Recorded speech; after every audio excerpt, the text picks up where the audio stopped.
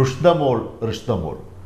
മലബാറിൽ ഒരു കല്യാണ വീട്ടിൽ നടന്ന ഒരു ചെറിയ വിശേഷം അത് പുറം ലോകത്തേക്ക് എത്തിയപ്പോൾ വലിയ ആഘോഷവും ആക്ഷേപവും സൈബർ ആക്രമണത്തിനുമൊക്കെ അത് വഴിയൊരുക്കി എന്നുള്ളതാണ്. ആ റുഷ്ദമോൾ എന്ന ഒരു പാട്ടെന്ന് പറയാൻ കഴിയില്ല, എന്നാൽ പോലും ആ ഒരു പ്രയോഗം അതെങ്ങനെയാണ് രൂപപ്പെട്ടതെന്നൊക്കെ കുറേ പേരെങ്കിലും അറിഞ്ഞിട്ടുണ്ടാകും. ആ ഒരു സാഹചര്യത്തിൽ ഇന്ന് ഏറ്റവും കൂടുതൽ വിഷമിക്കുന്ന ഒരാളാണ് എൻ്റെ മുമ്പിൽ നിൽക്കുന്നത്, സമദ് സക്കാഫി. സമദിൻ്റെ ഭാര്യയുടെ പേരാണ് റുഷ്ദ. സമദ് കല്യാണം കഴിച്ചത് കഴിഞ്ഞ ചൊവ്വാഴ്ച ദിവസം, ഇന്ന് 7 ദിവസമാകും അല്ലേ. വിവാഹം എന്ന് പറയുന്ന ജീവിതത്തിലെ ഏറ്റവും വലിയ സ്വപ്നത്തിലേക്ക് അവരെത്തിച്ചേരുകയും എന്നാൽ അന്നത്തെ ദിവസം മുതൽ, വിവാഹം കഴിഞ്ഞ ആ ദിവസം മുതൽ ഇന്ന് വരെ ഏതാണ്ട് ഒരു 7 ദിവസം ഇവരനുഭവിച്ചതൊരു പക്ഷേ പറഞ്ഞാൽ വിശ്വസിക്കാൻ കഴിയാത്ത വിധമുള്ള പ്രയാസങ്ങളും ആശങ്കകളും ആകുലതകളും വല്ലാത്ത മാനസികാവസ്ഥയിലേക്ക് പ്രത്യേകിച്ച് റുഷ്ദ എന്ന അദ്ദേഹത്തിൻ്റെ ഭാര്യ പോയിക്കൊണ്ടിരിക്കുന്നു എന്നുള്ളതാണ്. ആദ്യമായിട്ടാണ് മലയാളികൾക്ക് മുമ്പിലേക്ക് സമദ് സംസാരിക്കാനായി കല്യാണ ദിവസം നടന്നത് എന്താണ്, ഇന്ന് വരെ നിങ്ങൾ നേരിട്ടതും അതിൻ്റെ യാഥാർത്ഥ്യവും എല്ലാം വ്യക്തമായിട്ടൊന്ന് പറയുന്നു. ഒരു വ്യക്തിയുടെ ഏറ്റവും വലിയ ഒരു ആഗ്രഹമാണ് കല്യാണം എന്നുള്ളത്. അതെ. അപ്പോൾ ഈ കല്യാണമൊക്കെ നല്ല ഭംഗിയായി നടത്താനും ഈ കല്യാണം എങ്ങനെ നടത്തണം എന്നുള്ളതും ഓരോ സ്വപ്നങ്ങളാണ് ഓരോരുത്തരുടെ. അതെ. അതിൽപ്പെട്ട എൻ്റെ ഏറ്റവും വലിയ സ്വപ്നമായിരുന്നു, ഞാൻ ഈ പാട്ടിൻ്റെ മേഖലയിലൊക്കെ ഉണ്ടായതുകൊണ്ട് ഞാൻ ഒരുപാട് സദസ്സ് നേതൃത്വം കൊടുക്കാൻ. പാട്ടെന്ന് പറയുമ്പോൾ അതും കൂടെ ഒന്ന് വിശദമായി പറയണം. മദ്ഹ് ഗാനങ്ങളാണ് കേട്ടോ. അതെ അതെ. ആ മദ്ഹ് ഗാനങ്ങളും പാടി ഒരുപാട് വേദികളിൽ കേരളത്തിലും പുറത്തുമൊക്കെ ആയിട്ട് സഞ്ചരിച്ചിട്ടുള്ള ഒരു വ്യക്തി കൂടിയാണ്. സമദിനെ കുറിച്ച് പറയുമ്പോൾ അദ്ദേഹത്തിൻ്റെ കഴിഞ്ഞു പോയ കാലങ്ങളെക്കുറിച്ച് ചെറുതായിട്ടൊന്ന് പറയേണ്ടതുണ്ട്. സമദ് മദ്ഹ് ഗാനങ്ങളുമായി എല്ലായിടത്തും സഞ്ചരിക്കാറുമുണ്ട്. അദ്ദേഹത്തിൻ്റെ മദ്ഹ് ഗാന സുഹൃത്തുക്കൾ അല്ലെങ്കിൽ അതിനോടൊപ്പം ചേരുന്നവരൊക്കെയാണ് അന്ന് അവിടെ ആ പാട്ടുകൾ പാടാനായി അവിടെ എത്തിയത് അല്ലേ. ബാക്കി പറയും. അങ്ങനെ മദ്ഹിൻ്റെ മേഖലയിൽ ഞാൻ ഉണ്ടായതുകൊണ്ട് എനിക്ക് അതുമായി ബന്ധപ്പെട്ട ഒരുപാട് സുഹൃത്തുക്കളുണ്ട്. അപ്പോൾ അവരൊക്കെ കല്യാണമാകുമ്പോൾ എല്ലാവരും കല്യാണത്തിലേക്ക് ക്ഷണിച്ചപ്പോൾ ക്ഷണം സ്വീകരിച്ച് എല്ലാവരും എത്തിപ്പെട്ടു. അങ്ങനെ അൽഹംദുലില്ലാ ഒരുപാട് ആളുകൾ നല്ല രൂപത്തിൽ പാട്ടൊക്കെ പാടി നല്ല ഉഷാറാക്കി പരിപാടി അവതരിപ്പിച്ചു തന്നു. അതിൽ നമ്മൾ സുഹൃത്തിൽപ്പെട്ട ഈ പാട്ടിൻ്റെ മേഖലയിലുള്ള നമ്മളൊരു സുഹൃത്ത് തന്നെ മൂപ്പർക്ക് നമ്മളെ ഒരു ഫ്രണ്ടിൻ്റെ കല്യാണമല്ലേ, അപ്പോൾ ഒന്ന് ആവേശമാക്കി പാടാന്നുള്ള നിലക്ക് മൂപ്പര് കുറച്ച് ആവേശം കൂട്ടി പാടി. അതിൽ 1-2 വരികൾ പല രൂപത്തിലും അർത്ഥം വെക്കാവുന്ന കോലത്തിലുള്ള വരികളാണ്. അപ്പോൾ അങ്ങനെ പാടിയപ്പോൾ ആ ഒരു ലൈവും ഉണ്ടായ കാരണത്താൽ ആ ലൈവിൽ നിന്ന് ആ ഒരു ഭാഗം മാത്രം കട്ട് ചെയ്തു. അതിൽ റുഷ്ദമോൾ എന്ന് വരുന്നുണ്ട്. അപ്പോൾ റുഷ്ദമോൾ എന്ന് പറഞ്ഞ് അതിൽ ഒരു സിന്ദാബാദ് എന്നുള്ള ഒരു ക്യാപ്ഷനും കൊടുത്തു. അതങ്ങനെ ട്രോൾ രൂപത്തിൽ പ്രചരിപ്പിച്ചു. ആ പ്രചരണം ഉണ്ടായതോടുകൂടെയാണ് ഇത്രയും വലിയൊരു വിഷമത്തിലേക്ക് നമ്മൾ ഇരയായത് കുടുംബം.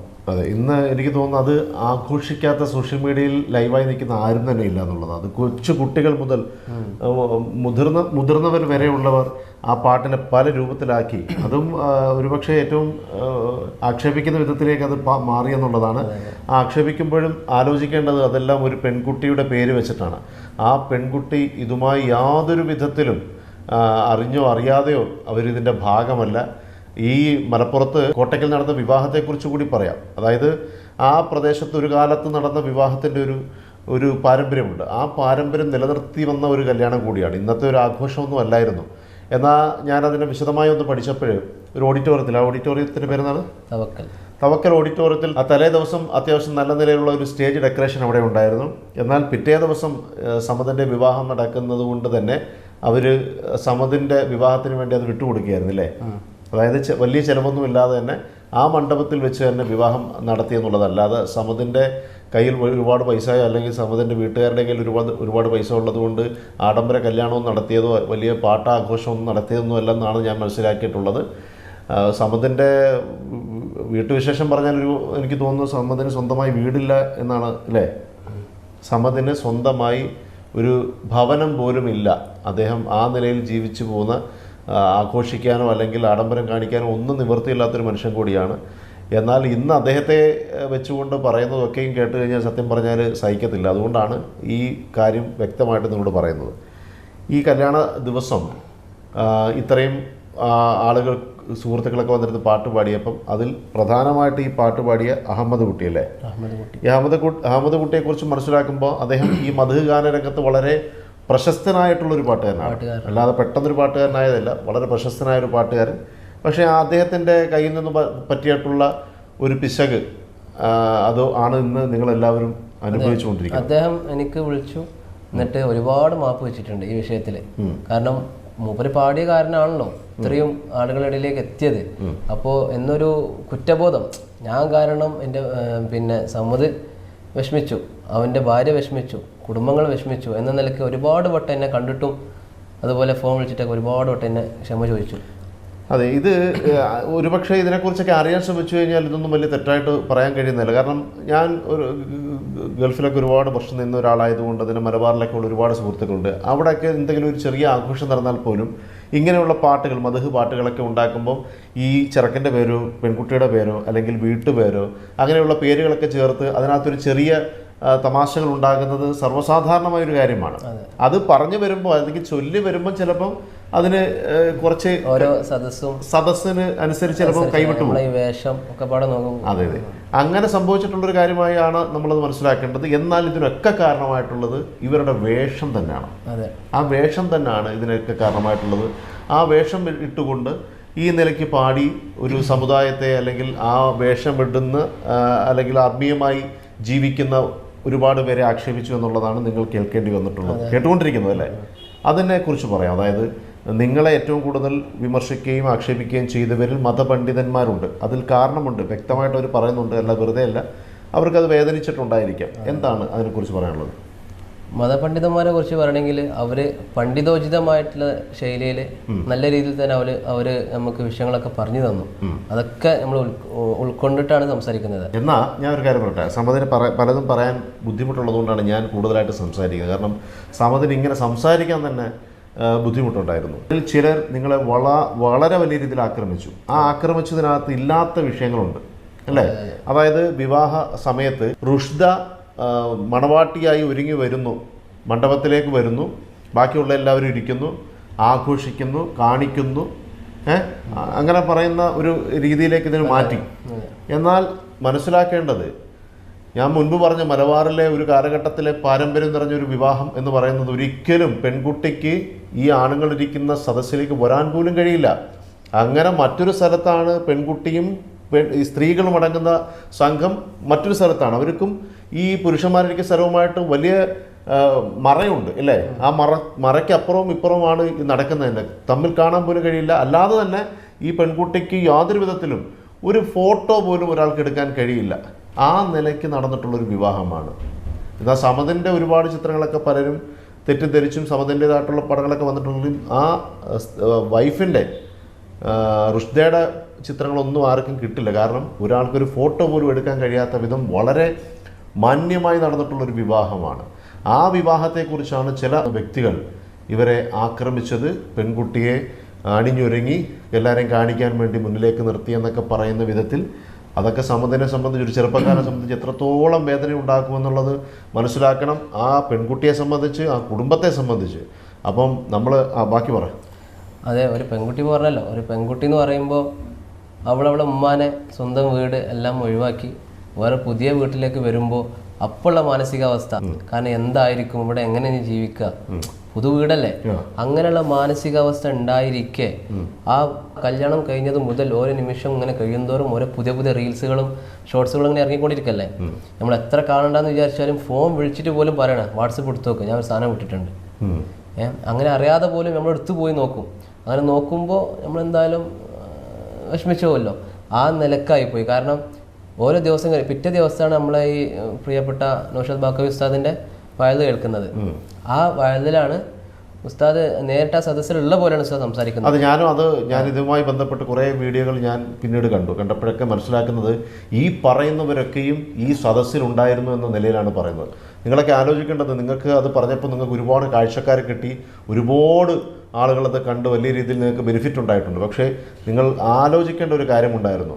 നമ്മൾ അറിയാത്ത കാര്യങ്ങൾ പറയുമ്പോൾ, പണ്ഡിതന്മാരാണ്, വാഗ്മിയാണ്, ആത്മീയ ചിന്തകരും പ്രഭാഷകരും ഒക്കെ ആയിരിക്കാം, പക്ഷേ നിങ്ങൾ ഒരുപാട് കാര്യങ്ങൾ ശ്രദ്ധിക്കണമായിരുന്നു. കാരണം ഈ ഒരു ചെറുപ്പക്കാരൻ്റെ കുടുംബത്തിൽ ഇന്ന് അനുഭവിക്കുന്ന വേദന, അത് നിങ്ങളിലേക്കും ഏതെങ്കിലും സാഹചര്യത്തിൽ വരുമ്പോൾ മാത്രമേ അത് മനസ്സിലാക്കാൻ കഴിയുകയുള്ളൂ. നിങ്ങൾ മാത്രമല്ല ഇതുമായി ബന്ധപ്പെട്ട് ഇവരെ ആക്രമിച്ചിട്ടുള്ളത്. കാരണം ഇവർ രണ്ടുപേരും നിരപരാധികളാണ്. ഈ കുടുംബവും നിരപരാധികളായിട്ടുള്ളവരാണ്, മാതാപിതാക്കൾ.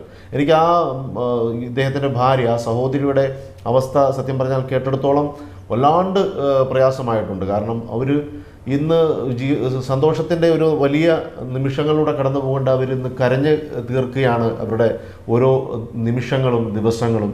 അതിന് ഇനിയെങ്കിലും ഒരു പരിഹാരം ഉണ്ടായേ പറ്റൂ. ഇനിയിപ്പം നിലവിൽ ഒരുപാട് ആക്ഷേപങ്ങൾ നിങ്ങൾ കേൾക്കേണ്ടി വന്നു. അതെ, ഈ പ്രഭാഷണം നടന്നതിന് ശേഷം ആണ് അവൾക്ക് കൂടുതൽ വിഷമം നമ്മൾ കണ്ടത്. അതായത് മറ്റുള്ളവരെന്തും പറഞ്ഞോട്ടെ, നല്ല അറിവുള്ള പണ്ഡിതന്മാരെന്നെ എങ്ങനെ പറയുമ്പോൾ എന്ന നിലയ്ക്ക് അവൾ കുറേ കരഞ്ഞു. അത് അന്ന് കരഞ്ഞ് പിറ്റേന്ന് തന്നെ മൂപ്പര് ഇങ്ങോട്ട് ഒന്നും പറയാതെ തന്നെ എന്നെ പൊരുത്തപ്പെടുക ചെയ്ത് ആ നല്ലൊരു മനസ്സ് മൂപ്പര് കാണിച്ചു. ഉസ്താദേ മോനെ, ഞാനിങ്ങനെ അറിയാതെ പലയിടത്തുനിന്ന് കേട്ടിട്ട് പറഞ്ഞു പോയതാണ്, എനിക്ക് പുറത്തു തരണം എന്ന നല്ലൊരു മനസ്സ് ഉസ്താദ് കാണിച്ചു. നൗഷാദ് വാക്കഫി എന്ന് പറയുന്ന മതപണ്ഡിതൻ ഇവരെ വിമർശിച്ചെങ്കിലും ആക്ഷേപിച്ചെങ്കിലും പിന്നീട് ഇവരോട് പൊരുത്തപ്പെട്ടു. പക്ഷേ അത് ഇവരോട് പൊരുത്തപ്പെട്ടു എന്ന് പറയുന്നത് എനിക്ക് പറയാനുള്ളത് അത് പബ്ലിക്കായിട്ട് തന്നെ അദ്ദേഹം ഉസ്താദ് പറഞ്ഞതോടുകൂടെ ആ ഉസ്താദും പറഞ്ഞല്ലോ എന്ന് മറ്റുള്ളവർക്ക് ഒന്നും കൂടി ഒരു ഊർജ്ജം കിട്ടി. അങ്ങനെ ഒന്നും കൂടി അവർ ട്രോളാനും ഒരു കാരണമായല്ലോ. അപ്പോൾ ഉസ്താദ് പറഞ്ഞു, കുഴപ്പമില്ല, ഇൻഷാ അല്ലാഹ് ഞാനത് നല്ലൊരു വേദി കിട്ടിയാലും മാറ്റി പറഞ്ഞോളാം. ആ ദിവസം സമദിനെ സംബന്ധിച്ച് ഒരുപാട് കാര്യങ്ങളുണ്ട്. ബന്ധുക്കൾ, സുഹൃത്തുക്കൾ വിളിച്ചവരൊക്കെ വരുന്നു, അവരെയൊക്കെ കാണണം, അവരെയൊക്കെ സ്വീകരിക്കണം. ഇങ്ങനെ നല്ല തിരക്കിട്ട് ഓടുന്ന സാഹചര്യത്തിൽ ഇപ്പുറത്ത് ഒരു സ്ഥലത്താണ് ഈ മദ്ഹ് നടക്കുന്നത്. ഈ മദ്ഹ് നടക്കുന്ന സമയത്ത് അവിടെ പാട്ട് പാടി അതെല്ലാം കഴിഞ്ഞിട്ട് ഈ അഹമ്മദ് കുട്ടി എന്ന് പറയുന്ന മദ്ഹ് പാടിയ വ്യക്തി ഇദ്ദേഹത്തിനോട് വന്ന് സലാം പറഞ്ഞ് തിരിച്ച് പോകുക. പിന്നെ ഒരു കാര്യം പറയുകയും ചെയ്തു, ഞാൻ നിന്നെ എടാന്ന് വിളിച്ചതില്ലേ. ഞാനവിടെ പുറത്ത് നിൽക്കായിരുന്നു.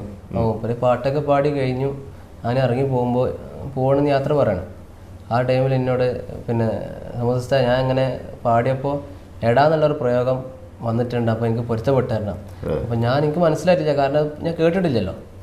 കേൾക്കാത്തതുകൊണ്ട് എനിക്കത് മനസ്സിലായില്ല എന്താ പാടി എന്നുള്ളത്. അപ്പോൾ ഞാൻ അതൊന്നും കുഴപ്പമില്ല പോയിക്കോന്ന് പറഞ്ഞു. നമ്മളൊന്ന് പാടിയൊന്നും കേട്ടിട്ടില്ല.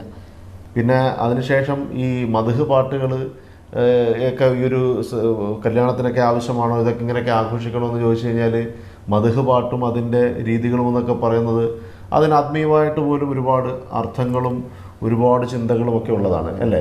അതിനെക്കുറിച്ച് കൂടി പറഞ്ഞേ. ഈ നമ്മളിപ്പം കല്യാണങ്ങളൊക്കെ പല രീതിയിലാണ് ആഘോഷിക്കപ്പെടുന്നത്. വലിയ ആഡംബരങ്ങളും വലിയ പൊട്ടിക്കോശങ്ങളും വലിയ പിന്നണി ഗായകരെ കൊണ്ടുവന്നിട്ട് പാട്ടൊക്കെ വെച്ചിട്ടാണ് നടക്കുന്നത്. പക്ഷെ അവിടെ മദ്ഹ് പാട്ടിന്റെ പ്രസക്തി പറഞ്ഞു. ഞങ്ങളുടെ മദ്ഹ് പാട്ടിന്റെ പ്രസക്തി എന്ന് വെച്ചാൽ അതുകൊണ്ട് വേറെയും പല നേട്ടങ്ങളും ഞങ്ങൾക്കുണ്ട്. ഇപ്പോൾ മുസ്ലിമീങ്ങളാവുമ്പോൾ മുസ്ലിമീങ്ങളുടെ വിശ്വാസം അനുസരിച്ച് നമുക്ക് മദ്ഹ് എന്നുള്ളത് നമ്മുടെ പ്രവാചകൻ മുത്തുനബി സല്ലല്ലാഹു അലൈഹി വസല്ലമ തങ്ങളുടെ അവിടുത്തെ വർണ്ണിക്കുക, അവിടുത്തെ മദ്ഹ് പറയാ എന്നുള്ളതാണ്. അപ്പോൾ അവിടുത്തെ മദ്ഹ് പറയലും പാടലും കേൾക്കലും ഒക്കെ നമുക്കൊരു വലിയ പുണ്യകർമ്മമാണ്. അപ്പോൾ അത് നമ്മുടെ നല്ല ജീവിതത്തിൻ്റെ ഒരു തുടക്കത്തിൽ തന്നെ ചെയ്യുമ്പോൾ അത് അതാണ് അതിൻ്റെ തുടക്കമായി വരുമ്പോൾ നമുക്ക് അതിൻ്റെ ഒരു എഫക്റ്റ് നമ്മുടെ ജീവിതത്തിൽ കാണും എന്നുള്ളൊരു വിശ്വാസം മുസ്ലിമീങ്ങളായ ഞങ്ങൾക്കുണ്ട്. അപ്പോൾ ആ നിലക്കാണ് ഇങ്ങനെ സദസ്സ് നമ്മൾ സംഘടിപ്പിക്കുന്നത്. അതിന് പുറമെ ഈ ലൈവ് അത് എന്നും നമുക്ക് ഓർമ്മയ്ക്കായി കാണാം, ഏത് ടൈമിലും വേണമെങ്കിൽ എടുത്ത് നോക്കാം എന്ന നിലക്ക് മാത്രമാണ് ഈ ലൈവ് എന്നുള്ളൊരു സംഭവം നമ്മൾ ചെയ്തു വെച്ചിട്ടുള്ളത്. അതിലൂടെ എത്രയും വലിയൊരു ദുരന്തത്തിലേക്ക് എത്തും എന്നുള്ളത് നമുക്ക് അറിയില്ല, ആരും പ്രതീക്ഷിക്കില്ലല്ലോ. അതെ, അപ്പോൾ ആ മദ്ഹ് പാട്ട് ഇവർ ഒരുക്കിയതൊക്കെ ഇവരുടെ മനസ്സിലെ വലിയ ആത്മീയമായ ചിന്തകളിൽ നിന്നുമാണെങ്കിൽ പോലും അതിൽ വന്നിട്ടുള്ള ഒരാളുടെ ഭാഗത്തു നിന്ന ഒരു പിശക്, ആ പിശകെല്ലാം ഏറ്റുപറയുകയും അതെല്ലാം യാഥാർത്ഥ്യം പറയുകയും ചെയ്തു. ഇനി ഇതിനകത്ത് വേറെ മറച്ചു വെക്കാനോ അല്ലെങ്കിൽ തുറന്നു പറയാനായിട്ടോ ഒന്നുമില്ല എന്നുള്ളതാണ്. ഇത്രയല്ലേ ഈ ഇതുവരെ സംഭവിച്ചിട്ടുള്ളത്. അതെ, പിന്നെ അതിൻ്റെ പേരിൽ തന്നെ നമ്മുടെ ഉമ്മയായാലും ഉപ്പയായാലും ഒരുപാട് തവണ കരഞ്ഞിട്ടുണ്ട്. അതുപോലെ വൈഫിൻ്റെ ഉമ്മ ഉപ്പ പലതവണ വിളിച്ച് കുട്ടീനെ അവളെ കാണാൻ പൂതിയാവുന്നുണ്ട്, അവൾ ഓക്കെ ആണോ എന്നൊക്കെ വിളിച്ച് നമ്മൾ സംസാരിക്കും. ഓക്കെയാണ്, പക്ഷേ പ്രയാസം ഉണ്ടല്ലോ. ഇത് ഓരോ ഘട്ടം കഴിയുന്തോറും ഓരോ രൂപത്തിലേക്ക് ഇത് വൈകൃതമായിട്ട് എന്തിനാണ് സത്യം പറഞ്ഞാൽ എത്രത്തോളം എന്ന് വെച്ചാൽ ഒരു സ്കൂളോ മദ്രസോ അല്ലെങ്കിൽ മദ്രസ പോലെ സ്ഥാപനങ്ങളിൽ റുഷ്ദ എന്ന പേരുള്ള ചെറിയ മക്കളുണ്ടെങ്കിൽ പോലും അതിനെ മാറ്റി നിർത്തി കളിയാക്കുന്ന ഒരവസ്ഥയാണ്. കാരണം അങ്ങനെ ഒരു കുട്ടി ആ റുഷ്ദ എന്ന പേരുള്ള കുട്ടിയെ പോലും മാറ്റി നിർത്തി കളിയാക്കുക, റുഷ്ദ മോൾ എന്ന് പറഞ്ഞിട്ട് മറ്റുള്ള കുട്ടികളൊക്കെ. അപ്പോൾ ആ കുട്ടിയുടെ മനസ്സിൻ്റെ വേദന എത്ര ഉണ്ടാവും? ആ കുട്ടിയൊന്നും ചെയ്തിട്ടില്ലല്ലോ, അതേ അവസ്ഥയാണ് ഞങ്ങളുടെ അവസ്ഥ. അതായത് പ്രശസ്തരായിട്ടുള്ള പലരും ഈ പാട്ടെടുത്ത് വെച്ചിട്ട് ആഘോഷിക്കുന്നു. എന്നിട്ട് അതിന് തുണിയില്ലാത്ത വിധത്തിലേക്ക് വർണ്ണനകൾ കൊടുത്തുകൊണ്ട് ആക്ഷേപിക്കുന്നു. ഇതൊക്കെ നമ്മളൊന്ന് ആലോചിക്കേണ്ടത്. ഇതൊക്കെ ഓരോ നിമിഷവും ഇവരനുഭവിക്കുന്ന വേദനകൾ നിങ്ങളൊന്ന് അറിയണം കേട്ടോ. ഈ നിലയ്ക്ക് പോവുകയാണെങ്കിൽ എന്താണ് തീരുമാനം?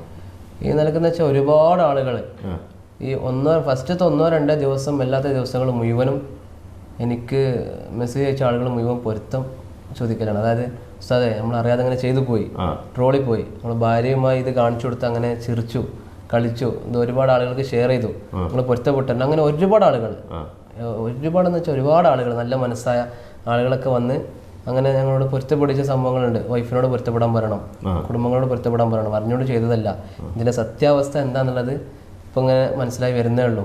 അതുകൊണ്ട് ഉസ്താദ് പൊരുത്തപ്പെട്ടല്ലോ, മനസ്സിൽ ഒന്നും വെക്കരുത് എന്നൊക്കെ പറഞ്ഞ് പലരും പൊരുത്തപ്പെടിക്കുന്നവരുണ്ട്. പിന്നെ ചിലർ അതിൻ്റെ അവരുടെ ആഘോഷത്തിൻ്റെ അതിപ്പോഴും അങ്ങനെ പോവാണ്. അപ്പം നമ്മുടെ ഉസ്താദന്മാർ അതുപോലെ പണ്ഡിതന്മാരൊക്കെ രഹസ്യമായിട്ടും പരസ്യമായിട്ടൊക്കെ വിളിച്ച് വിഷയങ്ങളൊക്കെ പറഞ്ഞു, ഇനി ശ്രദ്ധിക്കണം, ഇനി ഇങ്ങനെയുള്ള കാര്യങ്ങൾ അതുപോലെ ഇത് നിങ്ങൾ തെറ്റ് ചെയ്തു എന്നല്ല പറയുന്നത്, ഇങ്ങനെയുള്ള ഒരു അവസരങ്ങളൊക്കെ പ്രത്യേകം ശ്രദ്ധിക്കണം. കാരണം നിങ്ങളിലേക്കൊരു തെറ്റിദ്ധാരണ ഇനി ഉണ്ടാവാനോ നിങ്ങളിലൂടെ ഇനി ഇസ്ലാമിനോ ഉസ്താദുമാർക്കോ അല്ലെങ്കിൽ മറ്റുള്ളവർക്ക് പിന്നെ പേരുദോഷം വരാതിരിക്കാൻ നിങ്ങൾ ശ്രമിക്കണം. അപ്പോൾ ഞാനുമായി ബന്ധപ്പെട്ട എന്ത് വിഷയത്തിലും ഇതിന് വല്ല കേടോ അല്ലെങ്കിൽ ബുദ്ധിമുട്ടോ മോശമായ രീതിയിൽ നമ്മളെ ബിരുദത്തിനോ അല്ലെങ്കിൽ ഉസ്താദന്മാർക്കോ ഇസ്ലാമിക ദീനോ എന്തെങ്കിലും ഞാനുമായി ബന്ധപ്പെട്ട വിഷയത്തിൽ വല്ല ബുദ്ധിമുട്ടും ഇതിലുണ്ടായിട്ട് മാപ്പ് പറയാൻ തയ്യാറാണ് ഇൻഷാ അല്ലാഹ്. അപ്പോൾ ഇനി ആ ഒരു വിഷയത്തിൽ നല്ല ശ്രദ്ധയും ഉണ്ടാവും എന്നുള്ളത് എല്ലാവരും അറിയിക്കുകയാണ്.